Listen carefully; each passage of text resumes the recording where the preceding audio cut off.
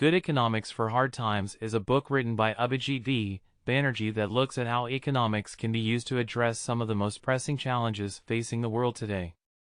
The book examines key economic concepts such as economic growth, poverty, inequality, migration, and climate change and explains how they are connected and how policy choices can help to address them.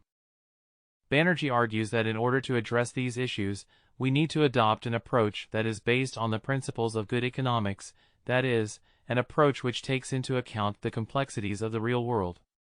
He also argues that we need to think beyond the traditional economic tools of growth and austerity and instead focus on measures that will promote equity and inclusion.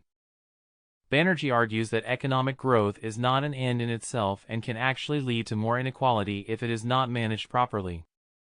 He recommends policies that promote the redistribution of wealth, such as progressive taxation and the provision of basic services. He also calls for a shift away from the focus on GDP and towards measures that focus on human well-being, such as improved access to education and healthcare. Banerjee also argues that we need to think more carefully about migration and that we should recognize the positive contributions that immigrants make to our economy. He suggests that we should provide support to those who want to migrate, such as providing access to education and employment services. Finally, Banerjee argues that we need to address climate change if we are to have any hope of tackling poverty and inequality. He suggests that we invest in clean energy, reduce emissions, and promote sustainable development.